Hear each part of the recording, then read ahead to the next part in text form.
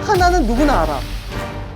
노르웨이 최고 명예 훈장, 제10자가 훈장, 국가의 영웅. 드디어 노르웨이에서 이런 위대한 천재가 나왔다라고 얘기해놓고 2주 안에 노르웨이 떠나라 하고 퇴거 요구서라고 이렇게 딱 날아와가지고 왜요? 나치 국장으로 치러지고 그렇게 행렬까지 하면 상상을 초월하게 큰 규모로 진행이 된 거기 때문에 설마 나치 지지자? 나치 동조자?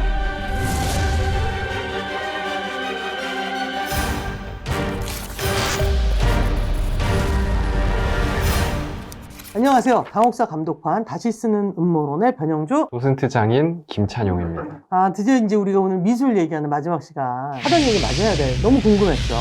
베를린에서 활동하던 뭉크가 이제 고향으로 와서 제10자가 훈장을 받았단 말이에요. 노르웨이에서도 신난 거야. 야, 우리한테 연어만큼 유명한 게 또 생겼어. 뭐 이렇게 된 거지. 유명인으로 좋은 화가로 살려고 그러는데 갑자기 고향에서 퇴거를 하라고 그래요. 왜?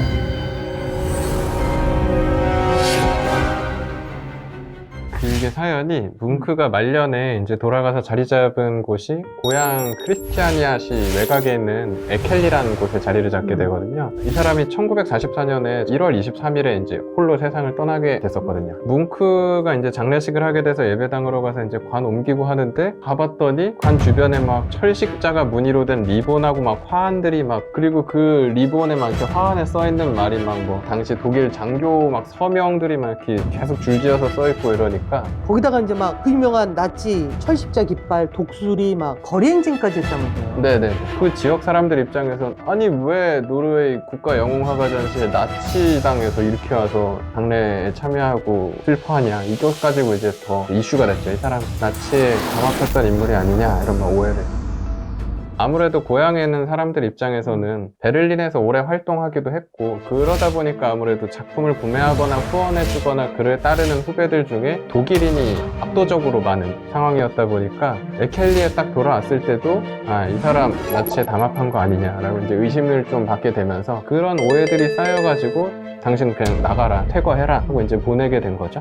사람들 입장에서는 심증은 있는데 구체적인 물증은 없다 보니까 동조자 아니야? 이 정도의 생각이었다면 장례식이 이렇게나 크게 나치당에 의해서 열리다 보니까 아예 세상을 떠난 이후에는 동조자 맞나 보다. 그럼 노르웨이가 이를테면 친독일인 상태로 2차 세계대전을 보낸 것도 아닌데 굉장히 이상한 생각을 많이 했을 것 같은데요? 설마 나치 지지자? 나치 동조자? 히틀러는 어떤 사람이냐면 엄청난 문화적 정책을 펼쳤잖아요.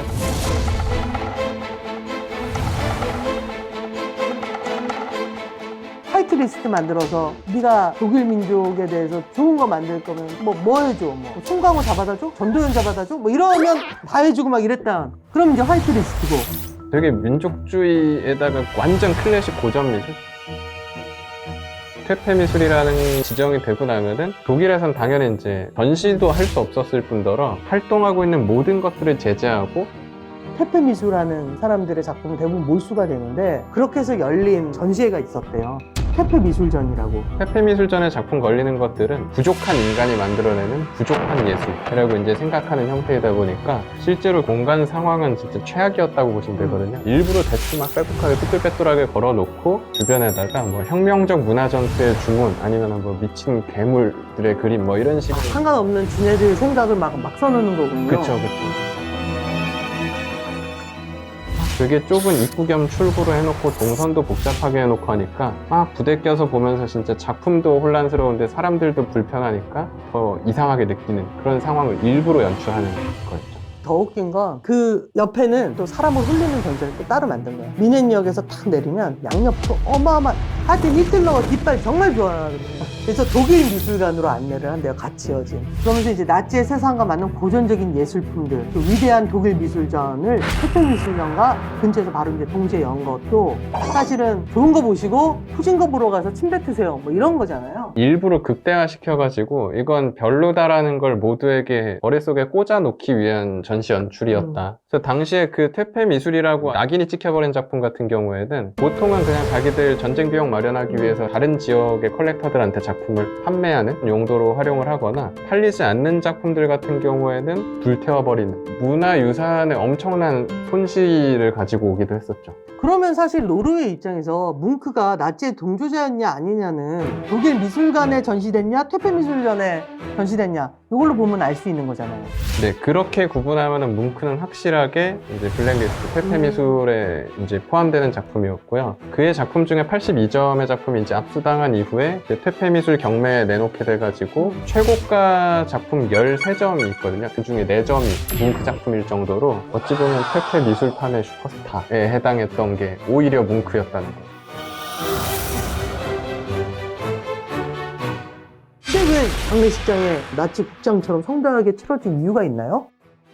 당시에도 뭉크와 가까웠던 사람들일수록 그 장례식의 상황을 뭐지? 하고 이해할 수 없다고 오히려 받아들였어요. 장례식 해방하러 온 건 줄 아는 사람도 있었겠다. 그래서 사실 약간 그런 설도 있습니다. 의도적으로 그 국가의 문화적 영웅에 해당하는 사람을 대놓고 나치 그 장례식을 치러버려서 문화적으로 찍어 누르기 위한 행위였다라고 보는 설도 사실 존재하기는 하고요. 근데 좀 더 약간 신빙성 있다라고 더 많이 소개되는 설 중 하나는 괴벨스하고 또 연관이 되어 있다라는 얘기가 좀 많이 나돌고 있죠. 요셉 게벨, 독재 국가의 문화 공보 홍보 담당, 히틀러에게 충성하고 히틀러의 오른팔이자 선전선동의 1인자고 표면적으로 봤을 때는 히틀러의 스피커였기 때문에 완전한 동조자로서 뭐 그를 위해 충성을 다했지만 그냥 개인적인 취향으로 놓고 봤을 때는 괴벨스가 당시의 표현주의, 특히나 뭉크 작품이랑 뭉크 자체에 대해서 되게 존경심과 큰 호감을 가지고 있었고, 실제로 뭉크가 70세 생일 맞이했을 때 편지 이렇게 써가지고 당신이야말로 게르만 제국에서 가장 위대한 화가라고 생각한다 라고 아예 대놓고 칭송을 할 정도로, 그러다 보니까 아무래도 게벨스가 나중에 뭉크가 세상을 떠난 이후에라도 그래도 내가 당신을 되게 좋아했다라는 팬심을 좀 드러내기 위해서 이런 나치 국장을 치러버린 게 아니냐 의문들도 존재하고 있죠. 이런 여러 가지 음모론이 있지만 정작 뭉크는 나치한테 작품을 뺏길까봐 너무 불안해하면서 말년을 보냈다고 해요. 자기 작품을 진짜 너무 아꼈던 사람이거든요. 작품이 사라지는 걸 너무 슬퍼하고 뭐 눈물 흘렸던 기록들이 있을 수준의 사람이다 보니까 내 작품을 웬만하면 내가 어떻게든 갖고 싶지만 이걸 나치에게 빼앗기면은 게벨스가 그렇게 좋아했다고 한들 이미 퇴폐미술이라고 공공연하게 막 불태우고 막 팔아버리는 시점이다 보니까 나치당에서 막 찾아오거나 했을 때도 다 지하 창고 같은 데 숨겨놨다가 본인이 이제 유언을 남겨서 다 작품이 국가에 기증되게 되어 있다 보니까 그래서 지금 작품이 여기저기 퍼져 있는 사람 많거든요. 고흐도 그 별이 빛나는 밤은 미국에 있고 이런 식인데, 뭉크는 자기의 거의 대다수를 자기 국가에 기증했다 보니까 오슬로 국립미술관이나 그 오슬로에 있는 뭉크 미술관과 거의 뭉크의 모든 작품을 다 볼 수 있는, 그렇게 생각하면 이 사람이 과연 정말 국가의 반역자였는데 그렇게 했을까라는 생각 또한 우리가 해보게 되는 거죠. 고흐 얘기를 한다면 뭉크 얘기를 해서 야, 고흐보단 넌 불행하지 않았네, 인정받았네 라고 하지만 사실은 순탄한 일은 없었네요. 비교할 수밖에 없겠는데요, 뭉크와 고흐를. 약간 삶의 궤적이나 약간 전반적인 분위기가 닮은 지점이 되게 많이 있다 보니까 표현주의란 장르의 시작점을 얘기할 때 늘 같이 거론되는 두 명의 대가가 고흐하고 뭉크라고 할 수 있죠. 근데 어찌됐건 장수하셨어요. 늘 비교되는 뭉크하고 고흐의 결정적 차이라고 할 수 있을 것 같거든요. 고흐는 37의 세상을 떠났다 보니까 되게 짧고 굵게 단명한 예술가인데 반해서 뭉크 같은 경우에는 81세까지 장수했는데 장수를 너무 드라마틱하게 살다 보니까 살아가는 데 있어서 단맛 쓴맛 다 본 사람. 그러니까 생각해보면 고흐도 자기가 막 자해를 해서 그렇지 실제로는 태호보다도 체질적으로 건강한 사람이었다고 그래요. 그에 비하면 뭉크는 결핵을 앓고 있던 엄마로부터 태어났기 때문에 태어나는 순간부터 이제 어떤 병을 안고 있었는데 장수한 거지. 하필이면 이 사람이 그 추운 노르웨이 출생인데 또 12월생이라서 태어나자마자 아이 아픈데 그 추운 겨울날 그 칼바람 뚫고 세례 받으려고 아이가 죽을까봐 한국에라도 갈 수 있게 세례를 받자 했는데 아이가 이제 그걸 견뎌내고 돌아왔으나 워낙 병약한 사람이라서 장수하는 내내 앓았던 병을 막 나열하면은 뭐 류마티즘, 열병, 폐결핵, 기관지염, 뇌졸중, 독감, 신장병, 총상 뭐 병과 상처란 온갖 것들을 또 다 경험한 사람이라서 되게 아이러니하죠. 여기서 또 고난이 안 끝나요. 전 세계 스페인 독감이 유행을 하죠. 아, 그쵸.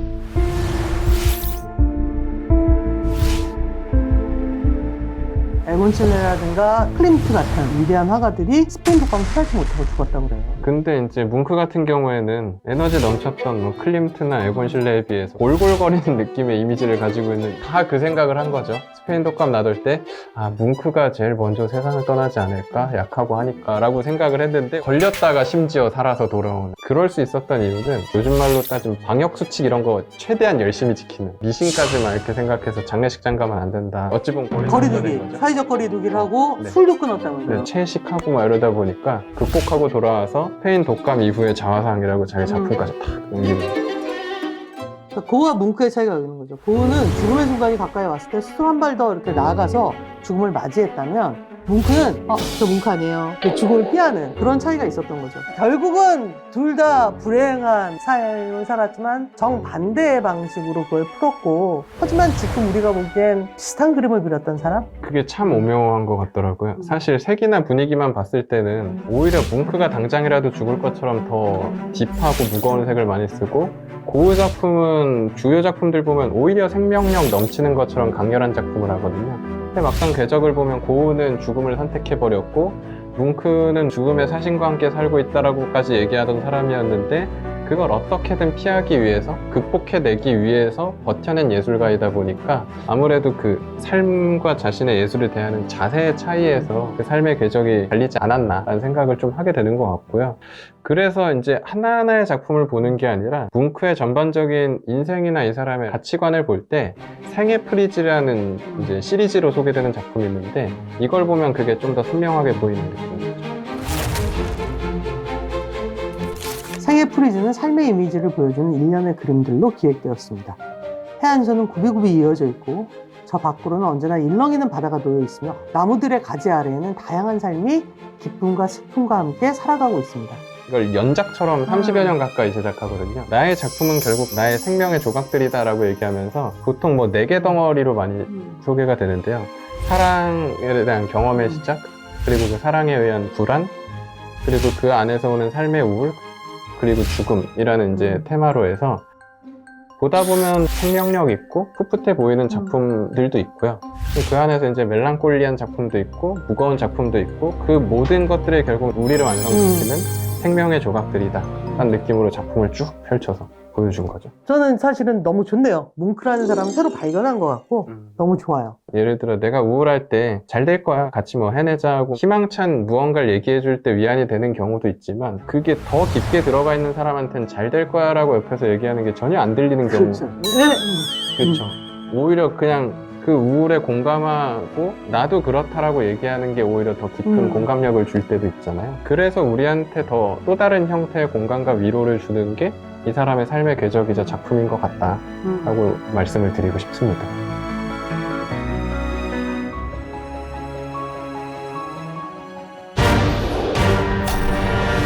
김찬욱 교수와 함께하는 마지막 시간이자 다홍사 감독판 시즌2의 마지막 시간, 쭉 시즌2 함께 해주셔서 너무 감사드리고 정말 즐거웠고 여러분들에게도 조그마한 재미를 드리기를 바라는 마음이고요. 그 마지막을 김찬욱 교수와 함께하게 돼서 되게 기쁩니다. 여러분, 그러면 이제는 별로 상관이 없는 걸 구독, 좋아요, 알림 설정이, 그러면은 제 채널 맞다, 아싸TV, 아싸TV, 김찬영 도슨트가 하는 유튜브인데요. 아싸TV 구독하기, 좋아요, 알림 설정 꼭 해주셨으면 좋겠습니다. 감사합니다.